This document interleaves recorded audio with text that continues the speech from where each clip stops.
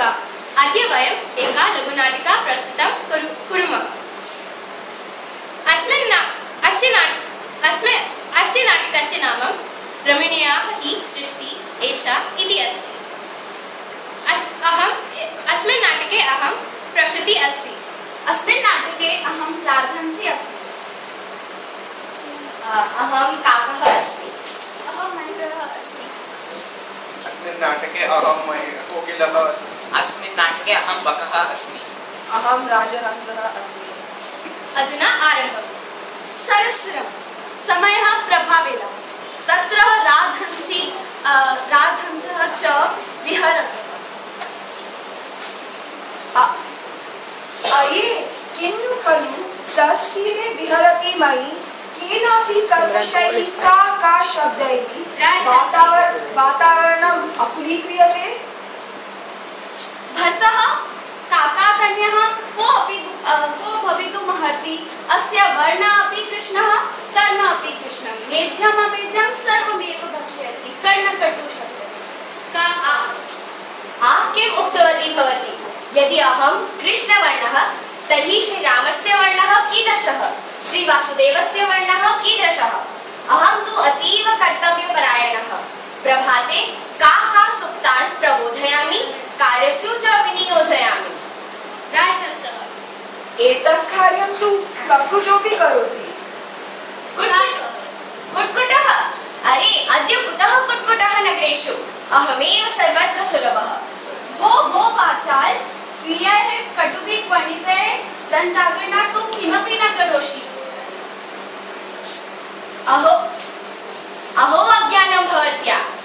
यस्य गृहस्य भित्तौ स्थित्वा आलपामि जनाः प्रियस्य आगमन संकेत मत्वा हृष्यन्ति। अहं तु एतादृशः सत्प्रियः यत् मातरः शिशून् कथयन्ति अनित्रं वदसि चेत् काकः दशेत। अस्माकम् ऐक्यं तु जगत् प्रसिद्धम्। सर्वदा जागरूकोऽहं छात्राणां कृते आदर्श एव। किं न श्रुतं? काकः चेष्टा बकध्यानम्। वीरां श्रूयते यत् जनैः सर्वदा गीयते तत् विषये। काकस्य गात्रं यदि काञ्चनस्य माणिक्यरत्नं यदि चञ्चुदेशे एक पक्षे जटितं मणिनाथं तथापि काको न तु राजहंसः। अपि च हंसः श्वेतः बकः श्वेतः को भेदः बक हंसयोः नीलशीलविवेके तु हंसो हंसः बको बकः। तो कहानी की शुरुआत ऐसे होती है कि एक राजहंस और एक राजहंसी आपस में बात करते हैं और बोलते हैं कि कौवे कितने बुरे कर्म करता है। उसकी आवाज से सभी परेशान हो जाते हैं। तभी वहाँ कौवा आ जाता है और क्रोध से भर के उनसे कहता है कि तुम्हें नहीं मालूम सुबह मैं का करके सभी को जगाता हूँ। तो तभी राजहंसी उससे कहती है कि अपने काका स्वरों से लोगों को जगाने के अलावा तुम्हें कुछ भी नहीं आता। तो काका कहता है कि तुम्हें नहीं मालूम जब भी मैं किसी के घर की खिड़की के सामने बैठ के काका करता हूँ तो वे सब खुश हो जाते हैं क्योंकि उनके मेहमान की आने की उनको संभावना मिल जाती है। इसलिए मैं ही सबसे सर्वश्रेष्ठ हूँ। तो हंस बोलते हैं कि तुम्हारे विषय में तुम सुनना चाहते हो कि लोग क्या गाते हैं कि ये कौवा आ गया है, पता नहीं कहाँ से आ गया है। और भले ही हंस और बक एक ही रंग के हैं लेकिन दोनों में बहुत अंतर है क्योंकि हंस पानी और दूध में फर्क कर सकता है लेकिन बक तो सिर्फ मछलियों को डराना जानता है। बकः कथं मामपि अदीक्षितसि किं ते महत्त्वं? वर्षतौ तु मानसं पलायसे अहमेव अन्तर्वृष्टैः अभिनन्दनं करोमि। कीदृशी तव मैत्री आपत्काले सराचि त्यक्त्वा दूरं व्रजसि। वस्तुतः अहमेव शीतले जले बहुकालपर्यन्तम् अविचलं ज्ञानमग्न स्थितप्रज्ञ इह तिष्ठामि। दुग्धधवला मे पक्षाः न जाने कथमाम् अपरिगणयन्त जनाः चित्रवर्णन अहिभुजं मयूरं राष्ट्रपक्षी इति मान्यते। अहमेव योग्यः। मयूरः सत्यं सत्यम् अहमेव राष्ट्रपक्षी को न जानाति तव ज्ञानावस्थाम्।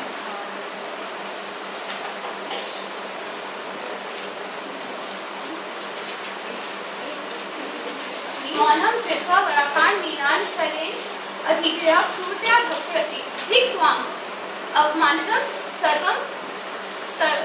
खलु सर्वं पक्षिराजः त्वया। रे सर्वभक्षः नटादन्यत् किमपरं जानसि। श्रूयतां श्रूयतां मम नृत्यं तु प्रकृतेः आराधः। पश्य चारु वर्तुल चन्द्रिका शोभितानां मम पिछानाम् अपूर्वं सौन्दर्यं। मम केकालं श्रुत्वा कोकिलः अपि लज्जते। कोकिलः हे मयूर अलमति विकथने मधुमासे आम्रवृक्षे स्थित्वा यदा अहं पंचम स्वरेण गायामि तदा श्रोतराः कथयन्ति। प्रातः कृष्णः पिकः कृष्णः को भेदः पिककाकयोः।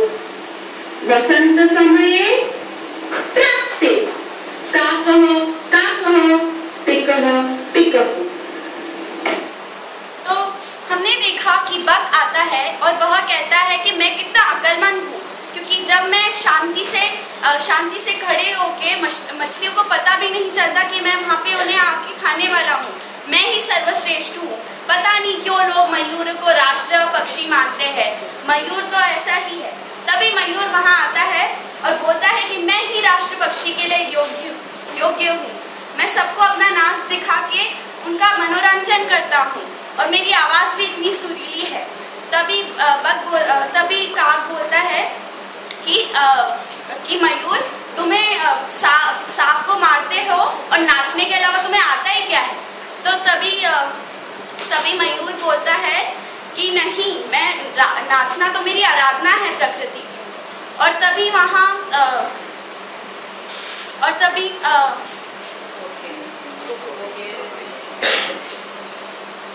रे परभूतः यदि अहं तव सन्तानीन् न पालयन्ति तर्हि कुत्र स्युः पीकाः। अतः अहं करुणापरः पक्षी सम्राट् काकः। शान्तं शान्तं अहमेव नीरक्षीर विवेकी पक्षीणां राजा। धिक् युष्मान् अहमेव सर्वशिरोमणि। अलम् अलम् मितः कलेन अहं युष्माकं जननी यूयं सर्वे एव मम प्रियः। मिलित्वा एव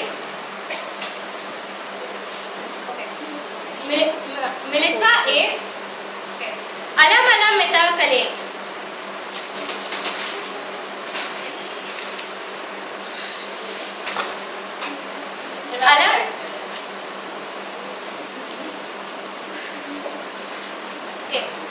अलम् अलम् मितः कलेन अहं प्रकृति एव युष्माकं जननी यूयं सर्वे एव मम प्रियः।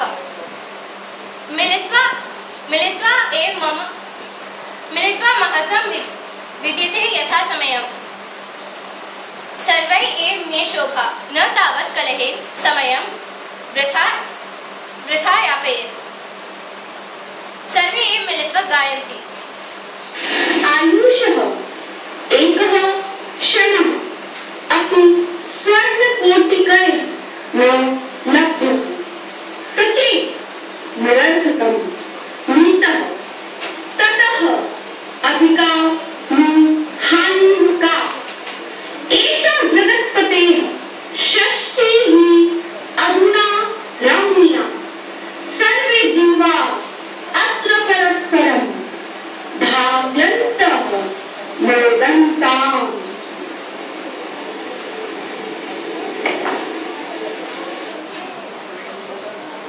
तो अभी हमने देखा कि कोकिल वहाँ आती है और वह कहती है कि क्या कर रहे हो तुम।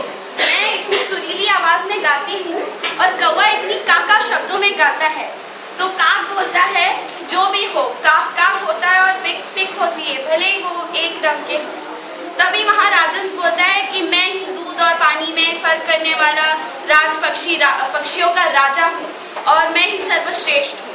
और सभी में झगड़ा होने लगता है कि तभी प्रकृति माँ वहाँ आती है और कहती है कि बच्चों तुम सभी मुझे प्रिय हो, कोई भी मैं किसी में भी अंतर नहीं करती, सभी सर्वश्रेष्ठ है। आओ सब लोग मिलके गाते हैं और सभी मिलके गीत गाते हैं। धन्यवाद।